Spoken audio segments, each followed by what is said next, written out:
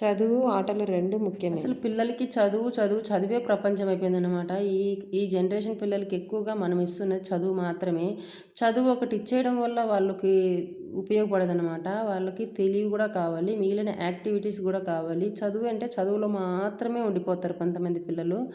వాళ్ళకి ఆడుకోవడానికి ఎక్కువ సమయం ఇవ్వాలన్నమాట. నేనైతే ఇప్పుడు ఇంకొంచెం మార్క్ చేద్దాం అనుకున్నాను. ఇంకొంచెం పెద్ద పిల్లలు అయ్యారు కదా!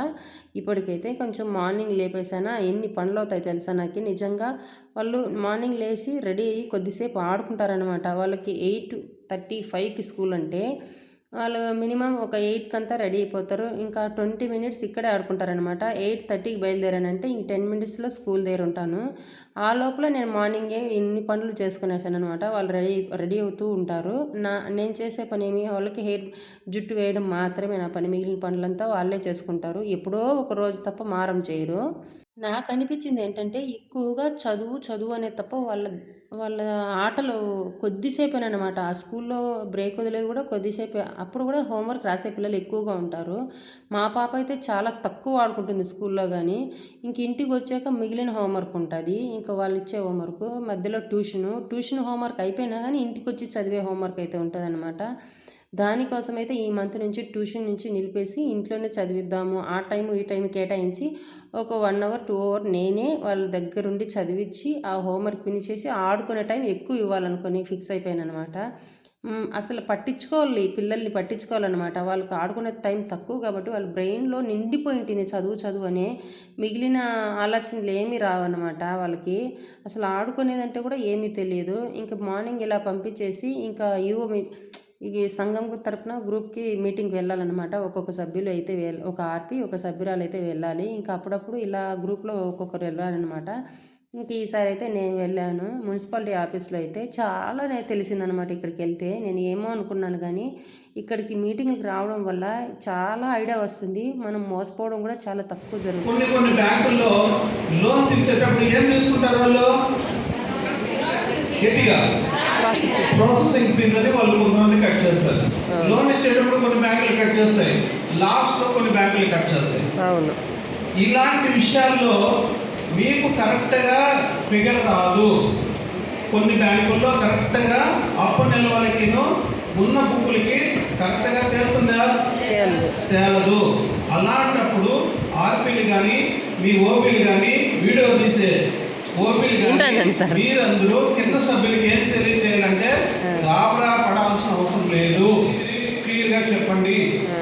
అది వీడియో తీసుకున్నాను. ఇక గ్రూప్లో ఏ డబ్బులు ఎక్కడా వెళ్ళదన్నమాట. ఎవ్వరూ మనల్ని మోసం చేయలేరు. ఇంకా నా పక్కలో ఉండే ఎక్కైతే మా ఊరి ఆర్పి నేను సభ్యురాలుగా వెళ్ళానమాట. ఇంకా ఒక 2 అవర్స్ అక్కడ మీటింగ్ ఉంటుంది.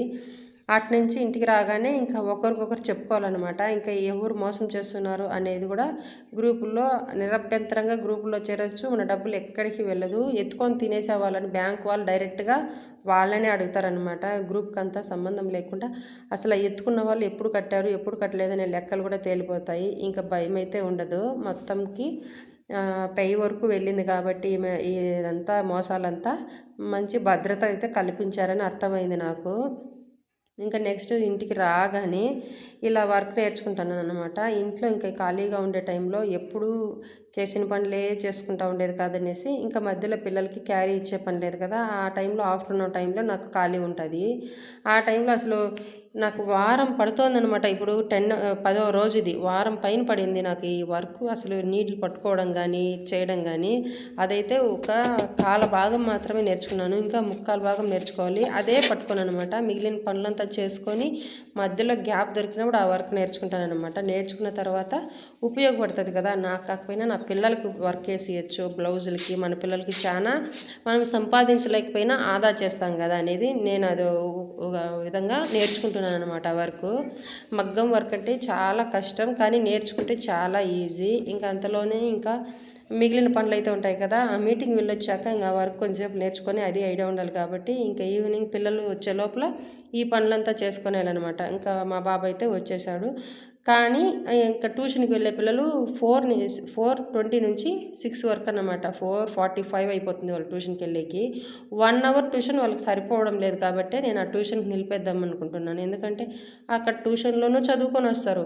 ఇంకా మళ్ళీ ఇంటికి వచ్చాక నైట్ నా దగ్గర చదువుకుంటారు. మళ్ళీ మార్నింగ్ నేను వంట చేసేటప్పుడు కానీ ఇలా పొయ్యిలోనే చేస్తాను. వాళ్ళ కోసమే నేను పొయ్యిలో చేస్తాను అనమాట. ఎందుకంటే నేను చెప్తూ ఉంటానన్నమాట, నా పని ఇక్కడ ఆ గ్యాస్ పైన అలా చేసి వాళ్ళకి చెప్పాలంటే నాకు డిస్టర్బెన్స్గా ఉంటుంది కాబట్టి మార్నింగ్ కొంచెం ఎర్లీగా లేసి తొందరగా లేస్తే ఇక్కడ వాళ్ళకి చెప్పించినట్టు ఉంటుంది, నాకు వంట అయినట్లు ఉంటుంది కాబట్టి ప్రశాంతంగా ఉంటాం. మన ప్రశాంతత మనమే చూసుకోవాలి. మన కోసం ప్రత్యేకంగా ఏం ప్రశాంతత రాదు కదా, మన ప్రశాంతత మనమే తీసుకోవాలి. కాబట్టి ఇలా ఈజీ వర్షన్లో చేసుకుంటాను అనమాట. ఇంకా వాళ్ళకి వచ్చి రాగానే స్నాక్స్ అడుగుతారు. ఇంకా మా ఆయన ఉంటే మా ఆయన తీసుకొచ్చేస్తారనమాట పిల్లల్ని. ఇంకా ఆయన ప్రతిరోజు ఉండరు, ఎప్పుడో వారానికి ఒక రోజు అట్లా వస్తారు పిల్లలు తీసుకురావడానికి. అప్పుడు నాకు చాలా టైం మిగులుతుంది అనమాట. ఇంకా వాళ్ళు వచ్చే లోపల అయితే వాళ్ళని తీసుకొచ్చేసాను. వాళ్ళని తీసుకొచ్చిన తర్వాత ఇంక ఇలా చేశాను. ఈవినింగ్ స్నాక్స్ అయితే రెడీ అయిపోయాయి. అసలు ఈరోజు ఎక్కువ వర్క్ అన్నమాట, కంటిన్యూగా వర్కే. ఇదే హౌస్ వైఫ్ అంటే ఇంత చిన్న చిన్న పనులు కూడా చాలా ఎక్కువగా ఉంటాయి. మొత్తానికి పిల్లలు కొంచెం ఫ్రీ టైం ఇచ్చి ఆడిపించుకోవాలని ఫిక్స్ అయిపోయాను. వాళ్ళ కోసం నేను కొంచెం కష్టపడితే వాళ్ళు చాలా టైం ఆడుకోవడానికి ఉంటుంది. చాలా తొందరగా నేర్పించేస్తాను. వాళ్ళు ఎక్కువసేపులో ఆడుకోవచ్చు కాబట్టి ఇదైతే నిర్ణయం తీసుకొనేసాను. నిజానికి వాళ్ళ ఏజ్కి మించిన చదువు అన్నమాట ఇది. ఇంగ్లీష్ మీడియం అనేది నాకు తెలియదు, కానీ వీళ్ళకి చిన్నప్పటి నుంచే ఇంగ్లీష్ మీడియం కాబట్టి కొంచెం టఫ్గా ఉంటుంది. కాబట్టి మనమే కొంచెం టైం తీసుకొని ఈ ఏజ్లో పిల్లలకి కొంచెం ఫ్రీడమ్ అవసరం. నచ్చితే లైక్ చేయండి, సబ్స్క్రైబ్ చేయండి, కామెంట్ చేయండి.